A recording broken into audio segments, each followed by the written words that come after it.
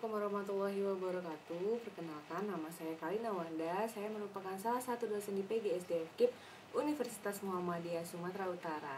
Nah, kali ini kita akan membahas sedikit tentang yang sedang berkembang di negara kita ini, yaitu masalah COVID-19 atau penyebaran virus corona yang mengakibatkan perkuliahan kita menjadi perkuliahan daring atau online pembelajarannya. Nah, selama ini di minggu pertama saya rasa berjalan lancar, tapi lama-kelamaan di minggu ini kita sudah mulai melihat mahasiswa mengeluh dengan mengupdate story di WA ataupun Instagram mereka yang mengatakan kampus lockdown, tugas smackdown, mahasiswa down. Nah,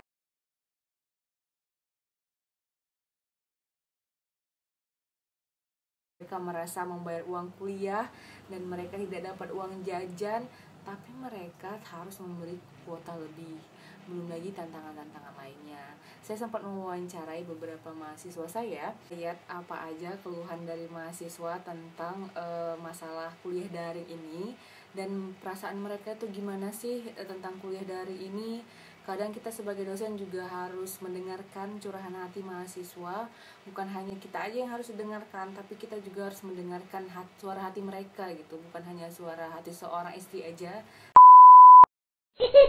tapi suara hati seorang mahasiswa juga harus kita dengar, supaya tujuannya pembelajaran itu menjadi bermakna dan efektif gitu. Jadi nggak sia-sia mereka membayar uang kuliah, nggak sia-sia mereka harus menjalankan perkuliahan online. Nah, ini dia beberapa screenshotan yang udah saya buat menjawab dari pertanyaan saya. Coba kita lihat. Saya berinisiatif mengajukan 2 pertanyaan ini kepada mahasiswa untuk mengetahui perasaan mereka, karena saya melihat bukan hanya di satu kampus, tapi di rata-rata di semua kampus itu mahasiswanya sudah mulai mengeluh dengan pembelajaran online. Jadi untuk mencari solusinya, saya menanyakan ini dan mereka menjawab. Sebagian besar jawabannya merasa keberatan dan kesusahan. Bisa kita baca sendiri bagaimana curhat nanti mereka ini. Nah, mereka menjalani kuliah online ini merasa berat karena banyak kendala. Laptop dengan sinyal yang susah. Nah, seperti yang satu ini. Tugas yang merasa banyak. Mereka takut jatuh sakit bukan gara-gara corona tapi gara-gara tugas katanya. Mahasiswa merasa kewalahan dan banyak hambatan. Kemudian di sini jaringan juga masih masalahnya.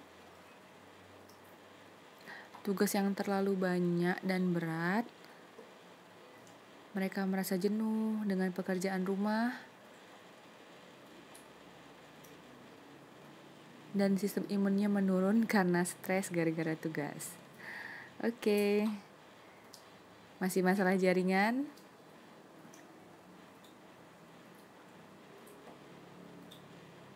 Uang jajan yang stop sehingga terbatas membeli kuota. Namun juga mereka senang karena bisa berkumpul bersama keluarganya. Tugas yang banyak sampai tidak makan atau sampai tidak sarapan itu sangat berakibat buruk ya. Oke, cukup. Sebenarnya kita di mana-mana udah mengetahui karena udah banyak dokter-dokter yang sharing bahwa kalau ingin terhindar dari penyakit virus corona ini sebaiknya kita menjaga imun kita gitu. Dengan menjaga imun berarti kita tidak boleh stres dan banyak pikiran karena nantinya vitamin tidak akan bisa diserap, vitamin C dan vitamin E kita. Jadi sebaiknya mahasiswa itu sebisa mungkin di rumah itu mencari kegiatan-kegiatan yang menyenangkan. Kalian mungkin bisa mengerjakan tugas sambil melakukan hal-hal yang kalian sukai gitu. Yang pulang kampung gak ada listrik, mati lampu, absen dikasih waktu 15 menit, mungkin mereka ketinggalan karena sinyal gitu.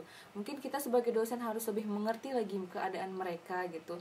Kalau saya pribadi, saya bisa menggunakan berbagai aplikasi seperti Zoom untuk menuntut mereka tampil di situ kelihatan wajahnya atau menggunakan video. Tapi saya kembali lagi berkomunikasi kepada mahasiswa bagaimana keadaan mereka gitu, karena nggak semuanya di kota juga keadaan mereka. Jadi saya memutuskan memakai WA Group dan tugas dikumpulkan melalui Google Classroom. Nah, mereka dengan ditanyakan perasaan mereka aja tuh mahasiswa tuh udah senang sekali gitu, merasa diperhatikan, mengucapkan terima kasih Bu atas pengertiannya, perhatian.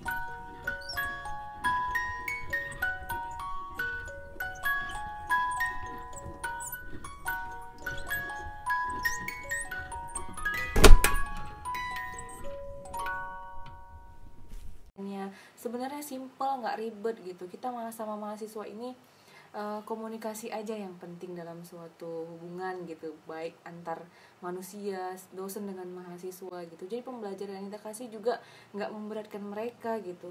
Semua bilang berat, semua bilang stres, pusing. Jadi pembelajaran tadi sama aja. Terakhirnya mereka mengeluhkan uang kuliah yang dibayarkan, kuota yang dibayarkan. Mereka mengeluhkan itu gitu. Jadi perkuliahannya takutnya nggak tercapai dan mereka merasa aku bayar uang kuliah tapi aku nggak dapat apa-apa gitu. Jadi kita sebagai dosen lah di sini berperan sangat penting. Bagaimana supaya kita tetap menjalankan pembelajaran dengan menyenangkan, tugas juga kita laksanakan dengan baik. Mereka tidak tertekan, tidak stres dengan deadline yang banyak. Mereka juga bisa menikmati berkumpul sama keluarga mereka, tapi tetap menjalankan perkuliahan. Jadi mereka nggak down dan tidak merasa di smackdown.